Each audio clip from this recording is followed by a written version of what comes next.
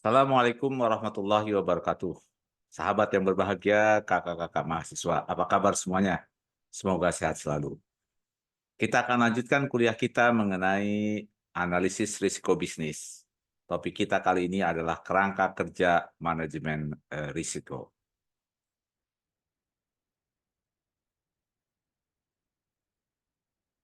Nah, apa yang kita maksudkan dengan kerangka kerja? Jadi setiap tugas yang kita lakukan senantiasa memiliki kerangka kerja.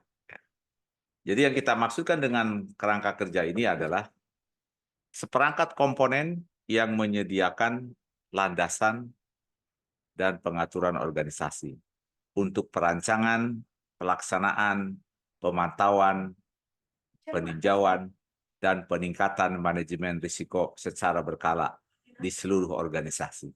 Nah, jadi ada berbagai unsur komponen ya untuk kita dapat melaksanakan eh, manajemen risiko di seluruh organisasi. Nah, landasan itu termasuk meliputi kebijakan, sasaran, kepemimpinan, dan komitmen untuk mengelola risiko, dan pengaturan organisasi yang meliputi rencana, hubungan, akuntabilitas, sumber daya, proses, dan berbagai kegiatan lainnya. Nah, inilah sebuah kerangka kerja. Jadi kita lihat, ini adalah sebuah lingkaran yang kita mulai dengan plan, rencanakan, do, kerjakan, cek, periksa, act, laksanakan. Ini yang kita sebut dengan PDCA cycle. Rencanakan, kemudian lakukan, periksa, dan lakukan tindakan yang benar ketika kita dalam pemeriksaan ada hal-hal yang menyimpang. Nah, ini kerangka besar dari kerangka kerja di dalam manajemen risiko. Nah, kita lihat di sini, plan, rencanakan. Merencanakan rancangan kerangka kerja untuk pengelolaan manajemen risiko. Nah, do artinya kita mengerjakan apa yang sudah direncanakan. Kita mengerjakan apa yang sudah dilaksanakan. Nah, kemudian cek. Ini adalah pemeriksaan, pemantauan, atau tinjauan suatu kerangka kerja manajemen risiko. Nah, setelah kita pemeriksaan, ada hal yang perlu kita tindak lanjuti, itulah yang kita sebut dengan action atau tindak lanjut. Melakukan tindak lanjut perbaikan berkelanjutan terhadap suatu kerangka kerja. Jadi kalau kita temukan misalnya, seharusnya pengantaran barang sesuai dengan jadwal yang ada. Namun dalam pemeriksaan, ternyata barang tidak diantar sesuai dengan jadwal. Nah, ini harus ditindaklanjuti. Apa penyebabnya? Apa yang menyebabkan ya barang tidak diantar sesuai dengan jadwal yang ditentukan? Nah, slide kelima. Kepemimpinan dan komitmen. Manajemen puncak dan badan pengawas itu menjamin manajemen risiko terintegrasi dalam seluruh kegiatan organisasi dan menunjukkan kepemimpinan dan komitmen. Dengan cara apa? Ya, membangun dan menerapkan semua komponen kerangka kerja manajemen risiko, membuat pernyataan atau kebijakan untuk membangun manajemen risiko, kemudian mengalokasikan sumber daya untuk mengelola risiko, dan yang terakhir, menetapkan tugas, wewenang, dan pertanggungjawaban sesuai dengan level organisasi. Nah, jadi penting sekali ya kepemimpinan dan komitmen itu.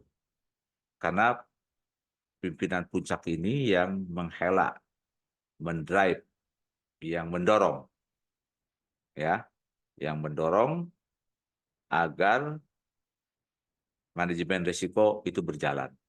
Ya, saya ulangi, manajemen risiko berjalan dalam sebuah organisasi. Nah, baik, sahabat mahasiswa yang berbahagia. Masih berbicara mengenai kepemimpinan dan komitmen. Nah, top management ini bertanggung jawab juga mengelola risiko. Sedangkan badan pengawas bertanggung jawab mengawasi pelaksanaan manajemen risiko.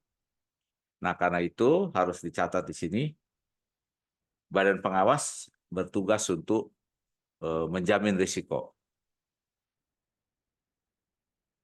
Ditangani sesuai dengan tujuan organisasi yang ditetapkan. Nah, yang kedua, ini yang sangat penting. Memahami risiko yang dihadapi organisasi dalam mencapai tujuannya. Jadi badan risiko ini harus paham benar risiko yang besar yang harus dihadapi.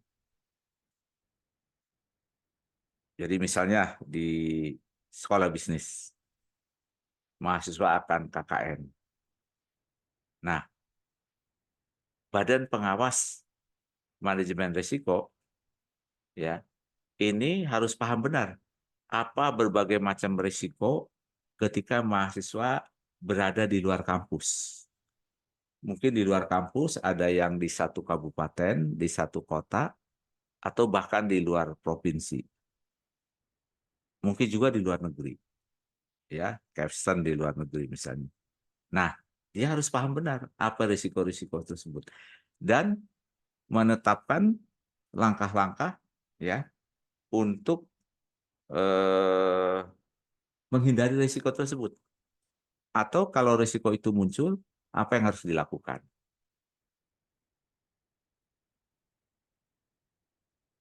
Nah, yang berikutnya, menjamin sistem pengelolaan risiko diterapkan dan dioperasikan secara efektif.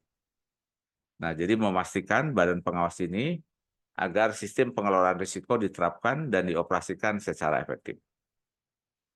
Nah, yang berikutnya, ini yang kita sebut dengan menjamin bahwa risiko masih sesuai dengan konteks tujuan organisasi. Jadi risiko yang dihadapi ini adalah masih sesuai dengan konteks tujuan organisasi. Nah, yang berikutnya, menjamin bahwa informasi tentang risiko dan manajemennya dikomunikasikan dengan tepat. Karena semua staf di dalam organisasi, semua elemen itu punya tanggung jawab ya untuk melaksanakan manajemen risiko. Ya. Contoh yang paling kecil ya, petugas cleaning service. Nah, apa risiko yang akan dilakukan karena pekerjaan cleaning service? Pada saat mengepel lantai licin. Nah, dia harus memastikan bahwa orang tidak lewat karena akan ada risiko orang tersebut akan terjatuh. Nah, jadi seorang cleaning service pun dia bertanggung jawab di dalam melaksanakan manajemen risiko.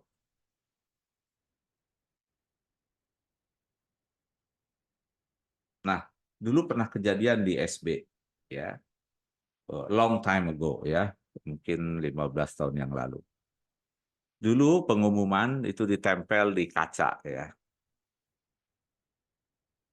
Nah, entah bagaimana ceritanya, ketika ada mahasiswa kita mendekat, kacanya itu pecah dan menimpa tangan dari mahasiswa kita sehingga terluka. Nah, ini adalah risiko yang tidak kita duga sebelumnya. Nah, jadi setiap pegawai anggota dari organisasi harus memikirkan risiko apa yang ditimbulkan dari pekerjaannya tersebut. Jadi bahkan lampu pun yang ada di depan mata kita atau di atas kita, itu akan punya risiko. Dan siapa yang bertanggung jawab terhadap risiko tersebut. Ya. Dan ini tadi, risiko-risiko ini harus dibahas dan dikomunikasikan dengan tepat. Ya. Jadi harus ada latihan bahwa setiap pegawai untuk berpikir ya mengenai apa risiko pekerjaan yang akan dihadapinya.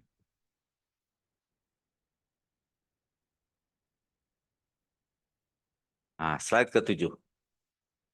Nah, ini adalah contoh dari pupuk Kaltim ya, bagaimana kebijakan manajemen risiko. Artinya pupuk Kaltim ini memegang teguh mengenai komitmen mereka untuk mengelola risiko dengan baik ya. Nah, nanti di slide-nya yang jelas akan bisa terbaca. Nah, slide ke-8. Integrasi. Nah, ini kelanjutan dari kuliah yang lalu ya. Di dalam manajemen risiko ada komponen yang kita sebut dengan integrasi. Integrasi manajemen risiko bergantung pada pemahaman struktur dan konteks organisasi. Nah, struktur bisa berbeda tergantung pada tujuan, sasaran, dan kompleksitas organisasi. Nah, risiko dikelola di setiap bagian struktur organisasi. Setiap orang dalam organisasi memiliki tanggung jawab dalam mengelola risiko. Nah, ini ya. Ini prinsip yang tadi sudah saya jelaskan. Ya. Jadi ada departemen cleaning misalnya ya. Ada departemen cleaning. Ya. Nah, jadi setiap orang yang melakukan tugas cleaning itu harus mampu mengelola risiko. Ya. Nah, security. Ya. Apa? Ada struktur organisasi, security, pengamanan. Nah, harus didiskusikan apa risiko-risiko yang akan muncul dan bagaimana setiap individu security itu memiliki tanggung jawab dalam mengelola risiko tersebut. Nah, misalnya kalau malam hari risiko potensi ada kriminal, maling masuk ke gedung. Nah, itu saya alami ya. Beberapa tahun yang lalu kantor saya di sekolah bisnis itu eh, ruang kerja saya dibobol, ya, ruang kerja dibobol, kemudian ada laptop hilang, ya, dan beberapa barang elektronik lainnya. Nah, setelah kita selidiki, ternyata ada area, ya, yang itu tidak diperiksa dengan rutin oleh security, mungkin karena gelap, sehingga security hanya memeriksa bagian lain. Nah, rupanya itu diamati ya kelemahan dari security tersebut. Nah, sehingga ruang kerja saya itu kebobolan maling. Nah, masih bicara tentang integrasi. Tata kelola, tata aturan, proses, dan praktek diperlukan untuk mencapai tujuan. Nah, struktur manajemen menerjemahkan aturan tata kelola ke dalam strategi dan sasaran yang diperlukan untuk mencapai level kinerja yang berkelanjutan sesuai dengan yang diinginkan. Nah, penentuan akuntabilitas manajemen risiko dan peran pengawasan dalam organisasi menjadi bagian yang integral dari tata kelola organisasi. Nah, Manajemen risiko menjadi bagian yang tidak terpisahkan dari tujuan organisasi, tata kelola, kepemimpinan, dan komitmen, strategi, dan tujuan, dan pengoperasiannya. Nah, tentu di dalam organisasi ada risiko-risiko yang sama, ya. Organisasi apapun itu, ya, dia akan menghadapi risiko yang sama, apapun organisasi bisnisnya. Ya, saya ulangi, apapun resiko bisnisnya. Misalnya kecelakaan kerja, resiko kecelakaan kerja. Nah, ini eh, organisasi manapun akan sama, akan menghadapi hal tersebut. Ya, jadi ketika seseorang bekerja, dia tiba-tiba sakit, ya, entah mengapa. Nah, bagaimana cara mengatasi resiko tersebut? Berarti ada ruang, ya, untuk memindahkan orang yang sakit tersebut, ya, atau disiapkan ambulans untuk membawa pegawai yang sakit tersebut ke rumah sakit terdekat. Nah, jadi apa? Jatuh sakit mendadak pada setiap unit kerja, bisnis apapun itu akan sama. Tapi ya ada risiko-risiko yang mungkin berbeda antara satu perusahaan dengan perusahaan yang lainnya. Tergantung karakter dari bisnis tersebut. Nah, nanti Anda akan belajar untuk menggali apa risiko-risiko yang dihadapi oleh bisnis yang berbeda. Nah, sehingga eh, manajemen risiko ini menjadi bagian yang tidak terpisahkan dari tujuan organisasi, tata kelola, kepemimpinan, dan komitmen, strategi, tujuan, dan pengoperasian. Nah, slide 10. Ini adalah desain atau rancangan kerangka kerja untuk pengelolaan risiko. Jadi kalau kita lihat di sini ada organisasi, terus ada tata kelola, ada struktur organisasi, ada kebijakan dan sasaran, ya, kemudian ada sumber daya dan pengetahuan, kemudian ada arus informasi, hubungan dengan pemangku kepentingan, kemudian ada budaya organisasi, ya, kemudian ada standar, kemudian ada hubungan kontraktual. Nah, inilah kita memahami bagaimana organisasi dan konteksnya. Ya. Nah, tentu di sini adalah fokus kita kepada organisasi bisnis. Baik, slide 11 masih membahas mengenai rancangan kerangka kerja untuk pengelolaan risiko. Konteks eksternal. Kita lihat misalnya budaya dan sosial, politik, hukum, peraturan, keuangan, teknologi, ekonomi, alam, dan lingkungan yang kompetitif, baik internasional, nasional, regional, atau lokal. Nah, kita tahu bahwa pendorong utama dari tren yang memiliki dampak pada sasaran organisasi. Hubungan terkait, ini termasuk persepsi dan nilai-nilai dari pemangku kepentingan eksternal. Nah, ini adalah harus kita pahami, ya, konteks eksternal ini. Karena akan menimbulkan risiko yang harus kita kelola. Ya. Nah, misalnya kita lihat konteks global, ya, konflik militer, antara Gaza, antara Palestina, Gaza dengan Israel. Ternyata berbuntut jauh ke bawah ya ke negara Yaman. Karena Yaman sangat bersimpati dengan Palestina, ya. Sehingga dia melakukan berbagai tindakan militer untuk menunjukkan simpatinya kepada Palestina tersebut.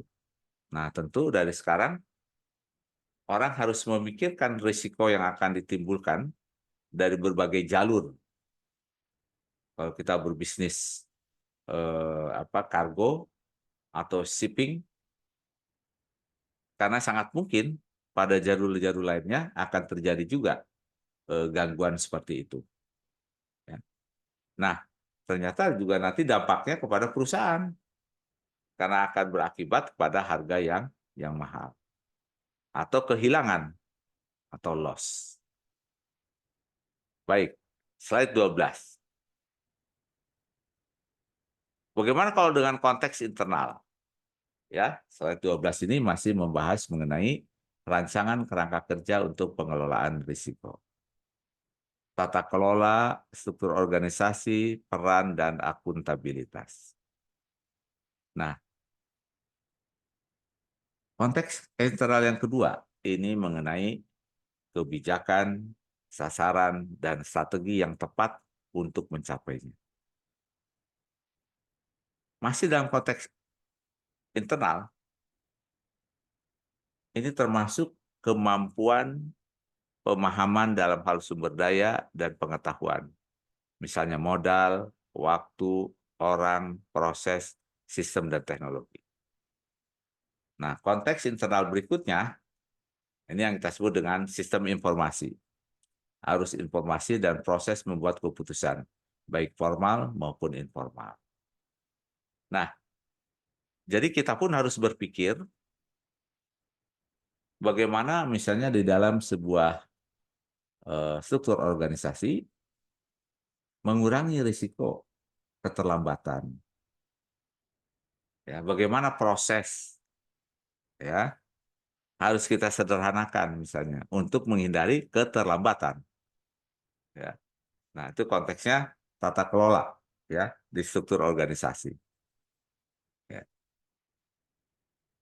Nah, demikian pula kebijakan, sasaran, dan strategi yang tepat untuk mencapainya. Karena kebijakan yang tidak tepat bisa jadi akan menimbulkan risiko yang berbeda. Nah, demikian pula kemampuan. Ya.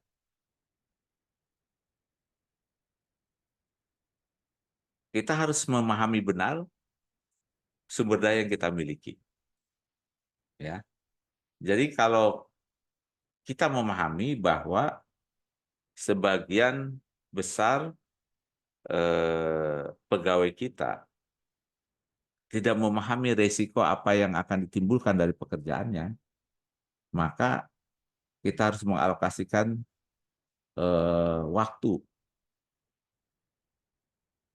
dan juga pelatihan yang benar kepada para pegawai kita agar mereka memahami resiko-resiko yang ditimbulkan akibat pekerjaan mereka. Nah, yang berikutnya adalah sistem informasi, di mana bagaimana arus informasi dari pimpinan ke bawahan dan seterusnya. Dan itu harus dikomunikasikan. Dan apa risikonya kalau informasi yang benar itu tidak sampai?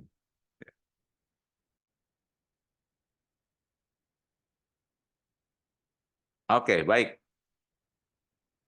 Nah, silakan para mahasiswa menuliskan nama dan NIM di lip chat dan menjawab dan mengajukan pertanyaan. Ya, saya ulangi, mengajukan pertanyaan. Ya. Nah, jadi syarat partisipasi yang tinggi, nilainya tinggi adalah menuliskan nama, NIM, dan pertanyaan. Ini nilainya lebih tinggi dibandingkan dengan yang hanya menuliskan nama dan NIM. Ya. Nah, yang tidak menuliskan nama dan NIM tentu dianggap tidak hadir. ya. Nah, jadi tadi ya, silakan tuliskan. Anda boleh menuliskan pertanyaan, ya, atau memberikan refleksi dari materi atau dari slide yang sedang Anda simak.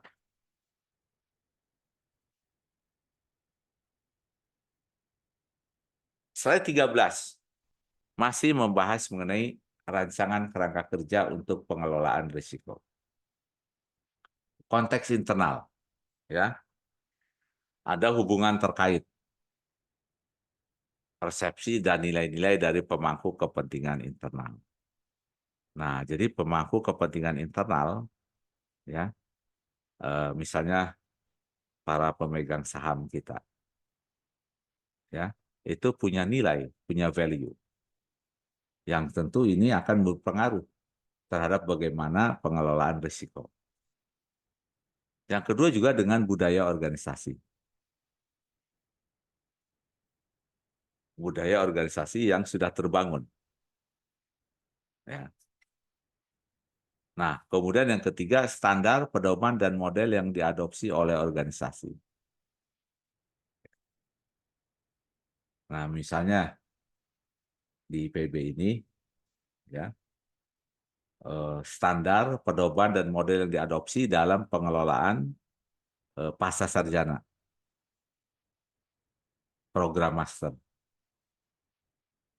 di mana mahasiswa harus melaksanakan tugas akhir menulis tesis, kemudian mempublikasikannya di jurnal ilmiah. Kalau itu terpenuhi, syaratnya dia baru boleh ujian. Nah, ini diadopsi dari beberapa negara, ya. Nah, kemudian apa risikonya? Nah, risikonya adalah mahasiswa telat. Tesis selesai, tapi artikel ilmiah belum selesai. Nah, ini risiko yang dihadapi oleh mahasiswa dan risiko yang dihadapi oleh pengelola. Sehingga bisa jadi tingkat kelulusan itu akan semakin ketidaklulusan ya akan semakin meningkat. Yang berikutnya, ini yang kita sebut dengan bentuk dan cakupan hubungan kontraktual. Ya. Jadi bagaimana hubungan, ya, kontraktual antar pegawai. Ya. Jadi setiap pegawai hubungan kerjanya seperti apa. Nah, ini akan juga mempengaruhi pengelolaan risiko. Nah, karena kalau kita pegawai itu dengan mudah keluar masuk, artinya berhenti masuk yang baru. Nah, ini akan mengganggu kinerja organisasi. Ya, akan mengganggu kinerja organisasi. Dan juga akan menghabiskan biaya yang sangat banyak. Ya, waktu untuk rekrutmen, ya, untuk pelatihan kembali. Nah, karena itu penting sekali ya bentuk dan hubungan kontraktual ini.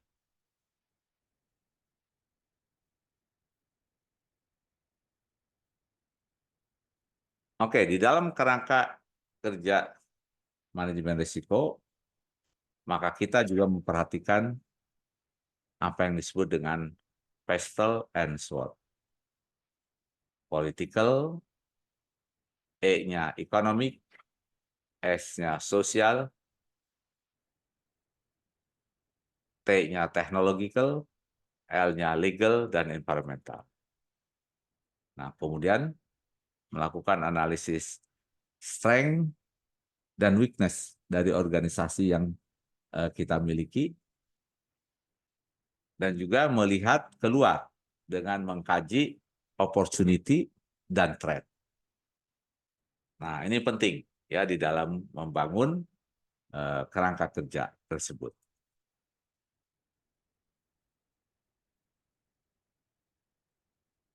Nah, kerangka berikutnya, komponen berikutnya, ini yang kita sebut dengan penetapan kebijakan manajemen risiko.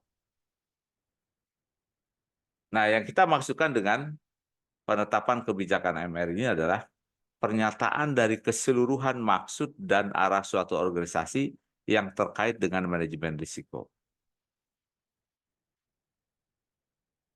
Kemudian, alasan organisasi untuk mengelola risiko.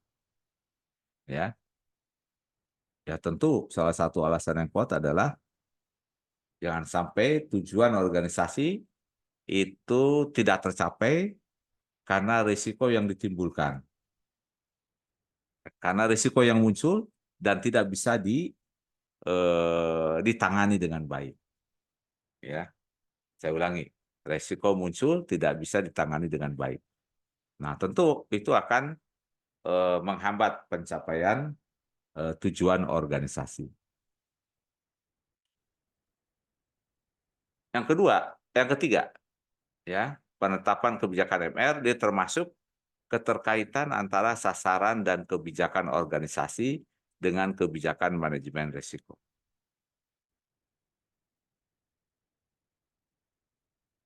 Nah, tentu harus inline, ya. Kemudian akuntabilitas dan tanggung jawab untuk pengelolaan risiko. Ya. Nah, ini penting, ya. Eh, dia akuntabilitas, ya, memiliki tanggung jawab, ya, dalam pengelolaan risiko. Accountability, ya, dapat diandalkan, ya. Kemudian bagaimana cara menangani kepentingan yang bertentangan. Nah, ini tadi ya. Apakah ini kepentingan individu atau kepentingan organisasi? Nah, ini penting nih, ya, kepentingan individu atau kepentingan organisasi. Nah, misalnya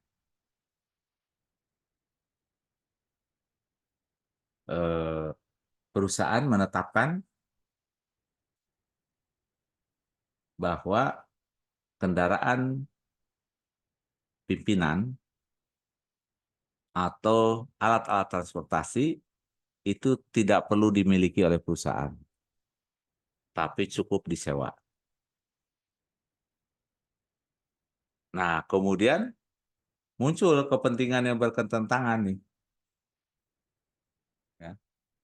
Ternyata yang menawarkan penyewaan mobil itu atau kendaraan tersebut adalah sebagian pegawai dari perusahaan itu. Nah, ini jadi konflik kepentingan nih. Ada konflik of interest. Ya, jadi kebijakan itu muncul karena mungkin diprovokasi oleh orang-orang yang sudah punya kegiatan lain menyewakan kendaraan gitu. Nah, bagaimana menangani kepentingan yang bertentangan tersebut? Tujuan tercapai, tapi tadi apa namanya? Apakah masih etik ya kita bertransaksi dengan pegawai kita? Nah, itu tadi. Ya. Apakah kita masih etik bertransaksi dengan pegawai kita? Apalagi nilainya sampai miliar. Nah, slide 16 masih berbicara mengenai penetapan kebijakan manajemen risiko. Penetapan kebijakan MR ini juga menggambarkan komitmen untuk menyediakan sumber daya yang diperlukan untuk membantu mereka yang akuntabel dan bertanggung jawab untuk pengelolaan risiko.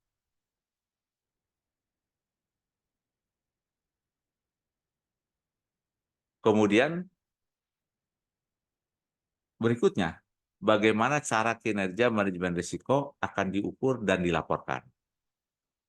Nah, serta komitmen untuk meninjau dan meningkatkan kerangka kerja dan kebijakan manajemen risiko secara berkala dan dalam merespon suatu peristiwa atau perubahan situasi. Nah, ini ruang lingkup dari penetapan kebijakan MR.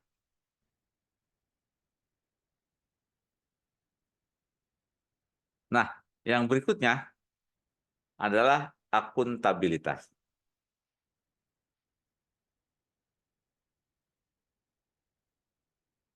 Akuntabilitas ini adalah sebuah proses ketika seseorang atau sekelompok orang yang diperlukan untuk membuat laporan aktivitas mereka. Dan dengan cara yang mereka sudah atau belum ketahui untuk melaksanakan pekerjaan mereka. Nah, jadi mereka eh, memberi pertanggungjawaban lah apa yang sudah mereka kerjakan. Ya. Nah, kemudian mengidentifikasi pemilik risiko yang memiliki akuntabilitas dan kewenangan untuk mengelola risiko. Ya, jadi eh, akuntabilitas saya ini adalah saya mengajar. Nah, kemudian apa risiko akan yang saya hadapi saat mengajar? Nah, salah satu risiko itu adalah saya sakit. Ya, Rabu lalu saya dioperasi. Ya. Nah, apa yang harus artinya risiko tidak akan terjadi proses belajar mengajar pada jam yang telah ditentukan. Nah, saya harus bisa mengidentifikasi itu. Dengan cara apa? Oke, kuliah daring seperti yang dilakukan sekarang ini. Ya. Atau ada dosen lain yang masuk mengajarkan hal ini. Nah, tapi yang saya lakukan karena saya masih dalam pemulihan dan sudah bisa bicara dengan cukup baik, ya, maka opsi yang pertama kuliah daring saya pilih.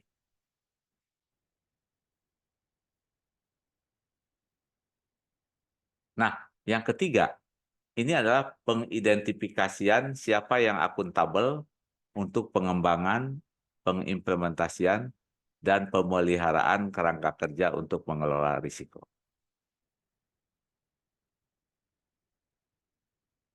Nah, termasuk di dalam proses akuntabilitas ini adalah tadi kita mengidentifikasi siapa yang accountable, ya, yang accountable tuh yang cocok lah, ya, orang yang dapat mengembangkan, mengimplementasikan dan memelihara kerangka kerja untuk mengelola risiko.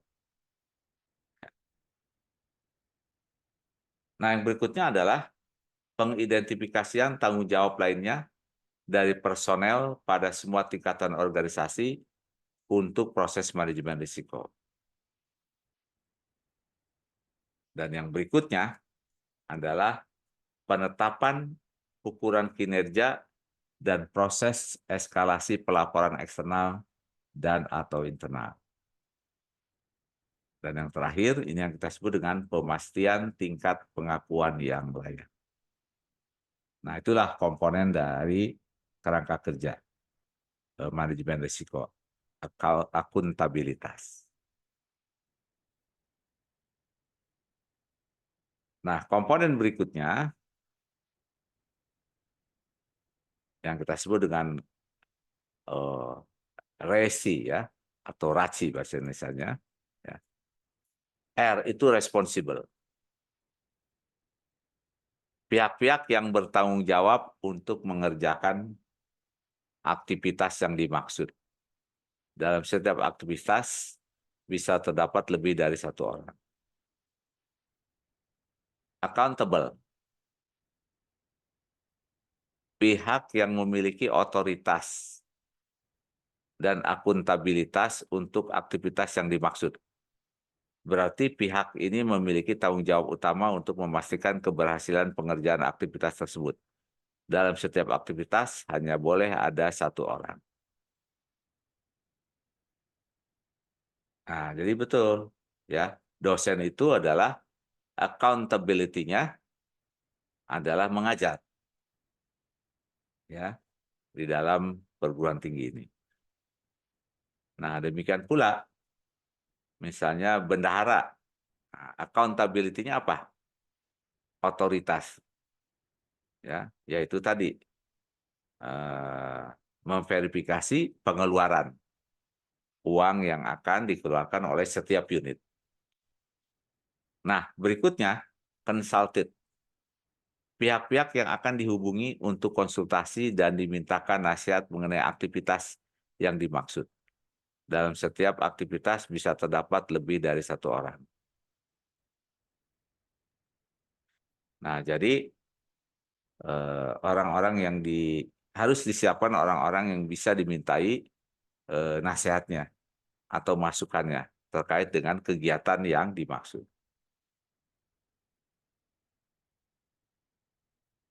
Nah, berikutnya inform. Pihak-pihak yang akan diinformasikan mengenai perkembangan pengerjaan aktivitas yang dimaksud. Dalam setiap aktivitas bisa terdapat lebih dari satu orang. Nah, jadi kita memberikan informasi kepada pihak-pihak ya tentang perkembangan pengerjaan aktivitas yang dimaksud. Nah, dalam setiap aktivitas bisa terdapat lebih dari satu orang. Ya. Nah, inilah konsep resi ya.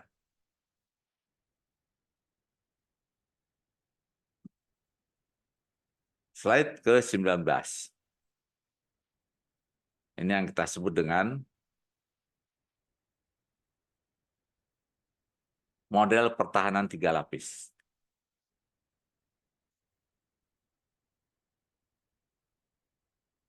Jadi kita lihat ada dewan komisaris, ada direksi. Nah, kita lihat ya. Jadi yang pertama pertahanan lapis pertama kita lihat di sini. Ya. Ini adalah komponen atau fungsi atau unit bisnis ya yang bertanggung jawab kepada direksi. Jadi pertahanan pertama ya menghadapi risiko ini adalah misalnya lingkungan pengendalian yang kondusif, konsistensi pelaksanaan kebijakan dan prosedur manajemen risiko, pengendalian internal yang efektif. Nah, kalau ini sudah kita lakukan, ini yang kita sebut kita melakukan pertahanan lapis pertama. Ya, kalau itu sudah kita lakukan, kita melakukan prinsip-prinsip. Ya. Nah, yang kedua, pertahanan lapis kedua,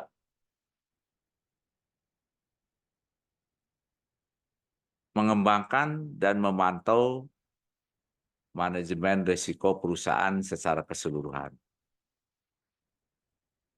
Nah, jadi tadi kalau ternyata ada tidak konsisten dalam kebijakan dan prosedur, kemudian eh, di dalam pemantauan kita itu diketemukan. Nah, artinya kita melakukan pertahanan lapis kedua. Nah, yang kedua, pengawasan agar fungsi bisnis perusahaan melaksanakan kebijakan dan standar prosedur manajemen risiko dan kepatuhan. Yang ketiga, memantau dan melaporkan risiko-risiko perusahaan secara keseluruhan. Nah, jadi itulah pertahanan lapis kedua. Jadi pertahanan lapis kedua intinya adalah kita melakukan pengawasan, pemantauan, dan melaporkan risiko-risiko perusahaan. Nah, jadi kalau itu kita sudah melakukan hal tersebut, maka kita sudah menerapkan pertahanan lapis kedua dari manajemen risiko ini. Nah, ini akan disampaikan ke direksi, ya, dan juga mungkin disampaikan ke dewan komisaris. Nah, Yang berikutnya nih, pertahanan lapis kedua. Lakukan audit internal. Melakukan review dan evaluasi rancang bangun dan implementasi manajemen risiko secara keseluruhan. Dan memastikan bahwa pertahanan lapis pertama dan lapis kedua berjalan sesuai dengan yang diharapkan. Nah, jadi terakhir, sebagai pertahanan lapis ketiga itu adalah kita melakukan audit. Nah, IPB sebagai sebuah organisasi melakukan 3 hal tadi. Pertahanan pertama, pertahanan kedua, dan pertahanan ketiga. Ya. Jadi ada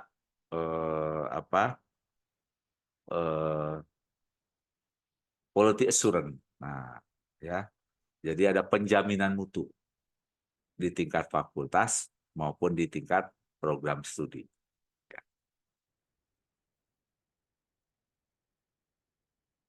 Nah, komponen berikutnya yang sangat penting di dalam manajemen risiko ini adalah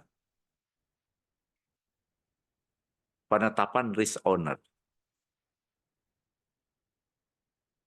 Nah, jadi kalau kita lihat di sini, yang warna merah ini adalah hierarki sasaran dan risiko. Ya.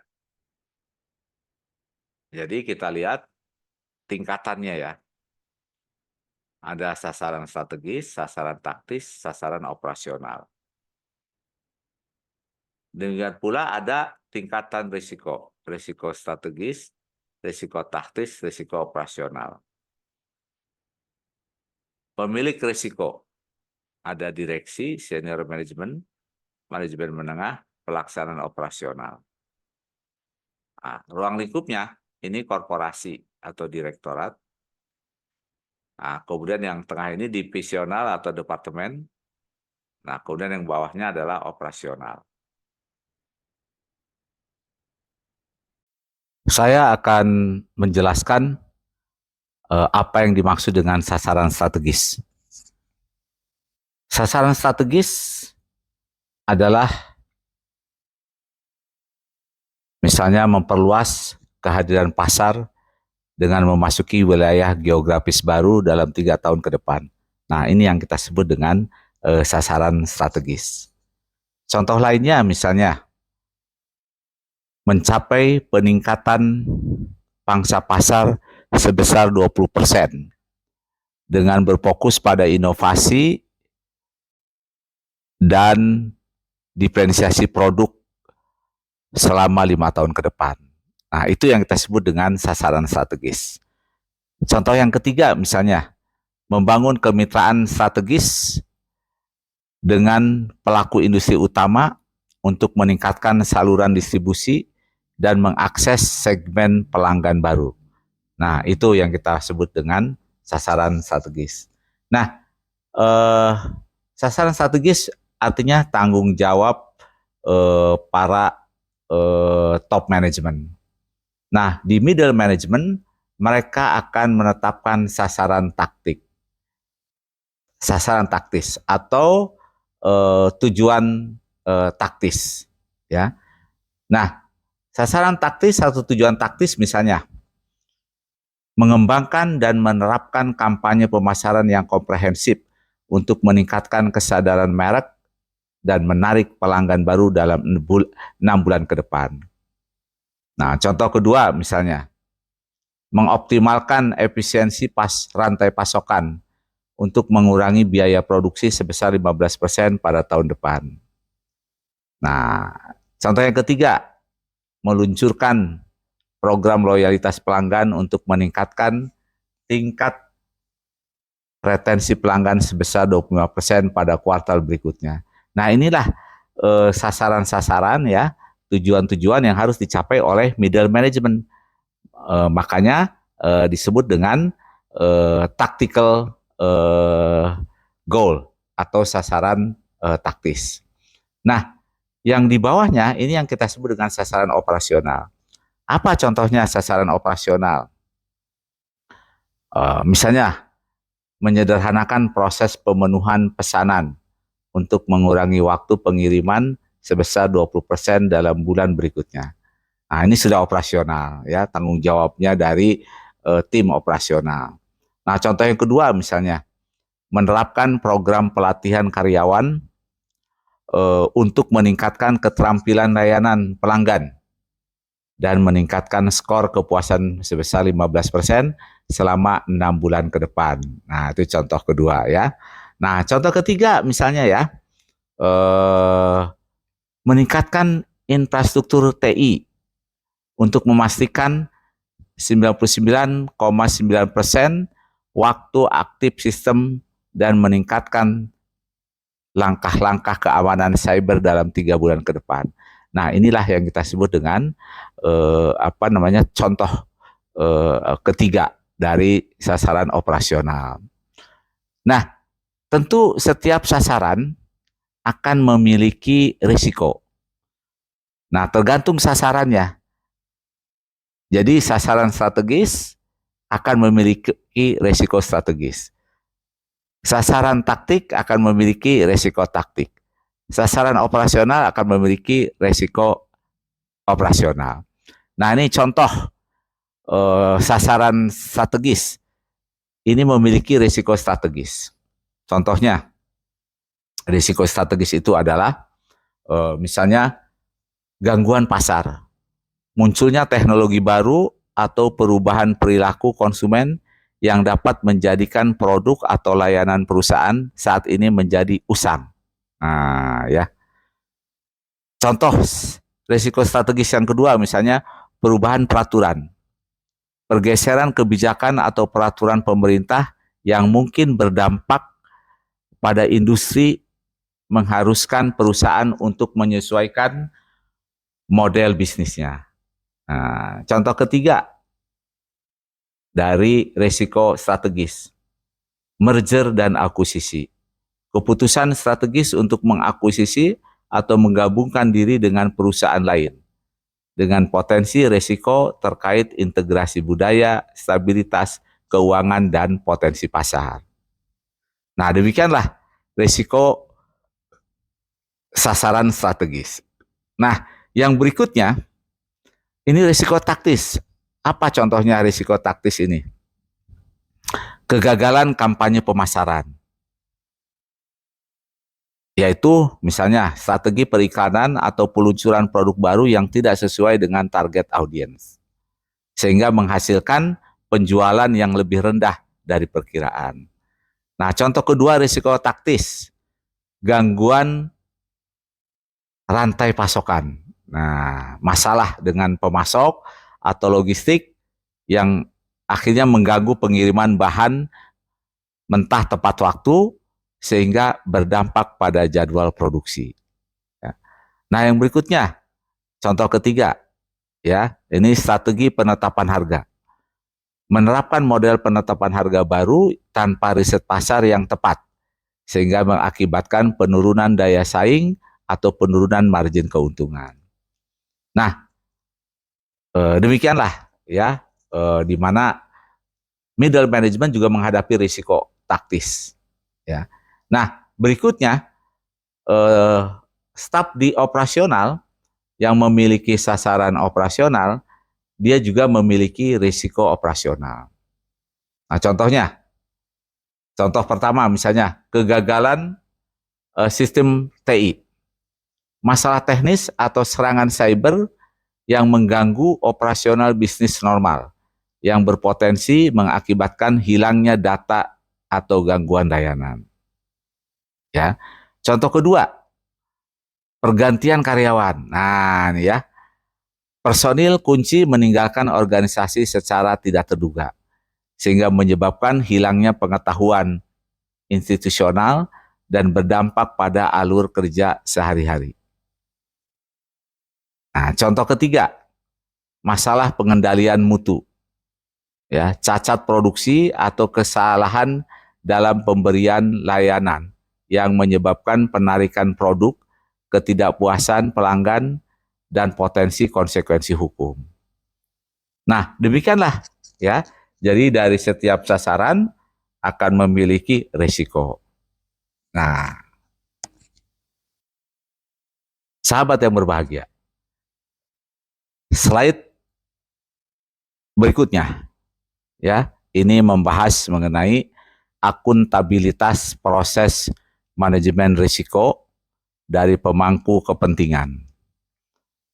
Sebelumnya sudah dijelaskan R, A, C, dan I. R adalah responsible, siapa yang mengerjakan. A, accountable, siapa yang membuat keputusan akhir, ya atau tidak. C, consulted, siapa yang harus diajak konsultasi sebelum kegiatan dilanjutkan. I, inform, siapa yang harus diberi informasi. Nah, tabel ini menggambarkan contoh siapa R, siapa A, siapa C, siapa I. Ya, pada kolom itu ada pertama kolom nomor, kedua tahap proses manajemen risiko, kolom berikutnya dewan komisaris, tahap berikutnya komite pemantau risiko, kolom berikutnya direksi, kolom berikutnya departemen manajemen risiko, kolom berikutnya pemilik risiko, dan kolom berikutnya adalah external stakeholder. Nah, persiapan misalnya, kegiatan persiapan, ya, siapa yang pelaksananya, R-nya. Ah, ternyata departemen manajemen risiko. Siapa yang membuat keputusan akhir, ya atau tidak? Nah, ini ternyata direksi A, ya. Kemudian siapa pemilik A? I-nya, siapa yang harus diberi informasi? I-nya. Nah, itu risk owner, ya, pegawai yang memiliki risiko tersebut yang menjalankan tugas. Nah, kolom yang baris yang kedua, komunikasi dan konsultasi. Nah, siapa R-nya, siapa A-nya, siapa C-nya, siapa I-nya. Nah, coba kita perhatikan, ya, R-nya, ya, yang mengerjakan itu ternyata departemen manajemen risiko. Yang accountable-nya, yang membuat keputusan akhirnya itu adalah direksi. Siapa yang harus diajak konsultasi? Nah, siapa yang diajak konsultasi sebelum kegiatan dilanjutkan? Nah, lihat, ya, risk owner, ya, C, ya, risk owner. Nah, kemudian siapa yang harus diberikan informasi? Nah, ternyata yang pertama dewan komisaris, komite pemantau risiko, dan external stakeholder. Nah, demikianlah cara membaca, ya, tabel ini. Nah, kita lihat pada baris ketiga, menentukan konteks, ya. Siapa R-nya? Nah, ternyata R-nya adalah departemen manajemen risiko. Siapa A-nya? Nah, ternyata adalah direksi. Nah, kemudian siapa C-nya? Siapa yang harus diajak konsultasi? Nah, ini ternyata komite pemantau risiko dan C, risk owner. Siapa yang harus diberi informasi? Nah, pertama dewan komisaris, yang kedua adalah external stakeholder. Nah, demikianlah cara membaca kita susunan dari tabel ini, ya. Nah, kita lihat pada baris keempat ada asesmen risiko. Nah, asesmen risiko ini, ya, terdiri dari dua poin, yaitu identifikasi risiko dan analisis risiko, ya. Nah, kita lihat pada identifikasi risiko. Siapa yang bertanggung jawab analisis risiko ini? Yaitu departemen manajemen risiko, ya. Nah, siapa yang accountable-nya? Nah, ini risk owner. Nah, ya. Risk owner. Risk owner. Nah, demikianlah.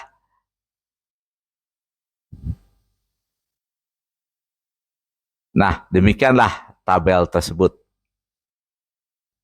Slide ini menggambarkan integrasi manajemen risiko berbasis ISO 31000 dengan standar lain.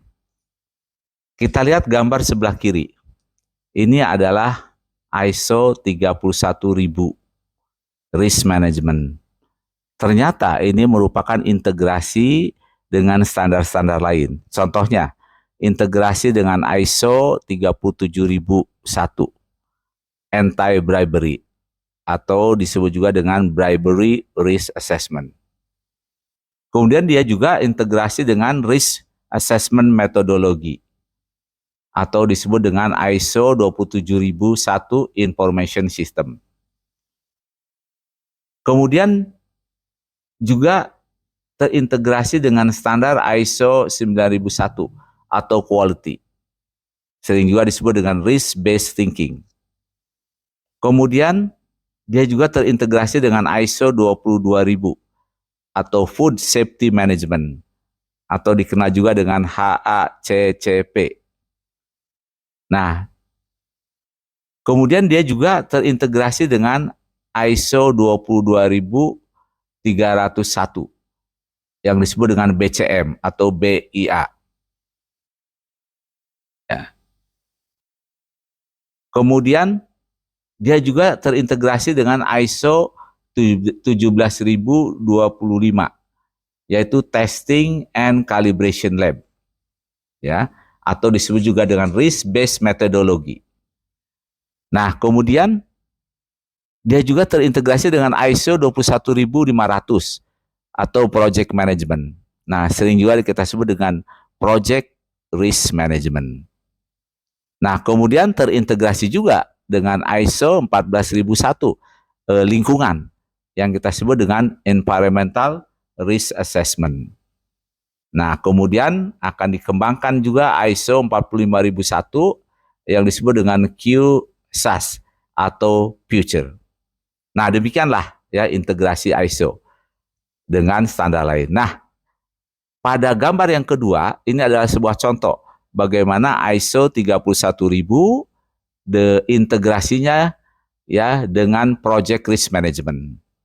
Nah, kita lihat komponen communicate and consult dan establish context pada ISO 31000 ini setara atau sama dengan risk management planning pada project risk management.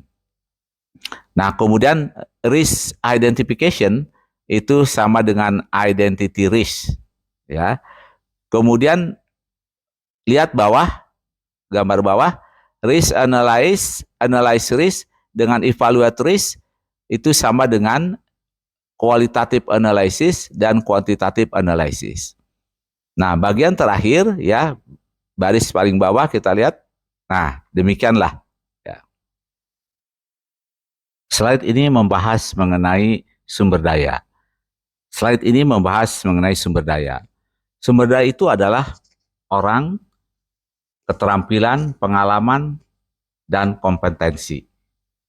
Ingat, kompetensi. Sumber daya yang dibutuhkan untuk setiap tahapan proses manajemen risiko.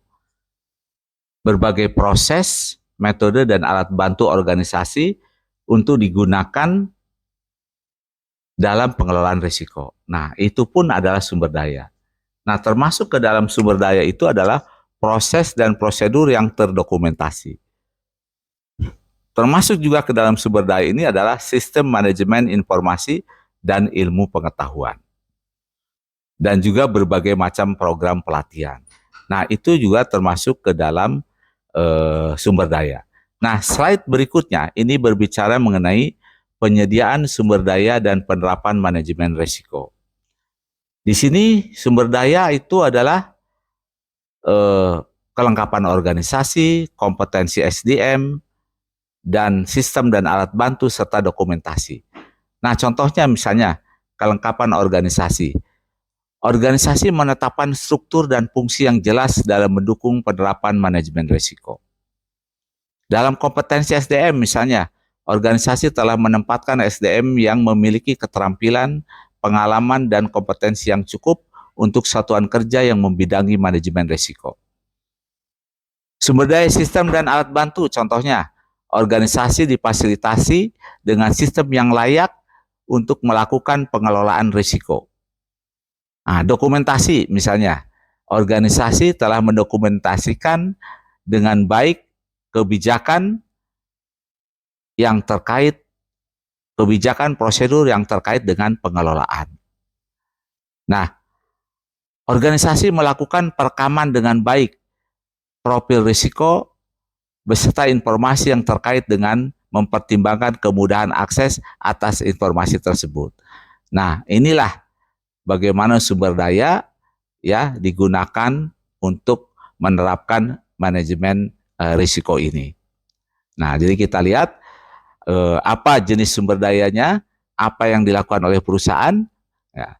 Nah, slide ini menggambarkan penetapan mekanisme komunikasi dan pelaporan internal. Komponen utama dari kerangka kerja manajemen risiko dan setiap modifikasi yang dilakukan setelahnya agar dikomunikasikan dengan layak. Nah, inilah yang kita sebut dengan penetapan mekanisme komunikasi dan pelaporan internal. Terdapat pelaporan internal yang cukup mengenai efektivitas dan manfaat keluaran pada kerangka kerja manajemen risiko. Informasi relevan yang diturunkan dari pengaplikasian manajemen risiko tersedia pada tingkatan yang layak dan waktu yang tepat. Dan terakhir, terdapat proses konsultasi dengan para pemangku kepentingan internal. Nah, demikianlah ya beberapa hal yang terkait dengan penetapan mekanisme komunikasi dan pelaporan internal. Nah, sahabat yang sekalian, silakan tuliskan pertanyaan. Baik, slide ini masih menggambarkan penetapan mekanisme komunikasi dan pelaporan eksternal. Pengikutsertaan pemangku kepentingan eksternal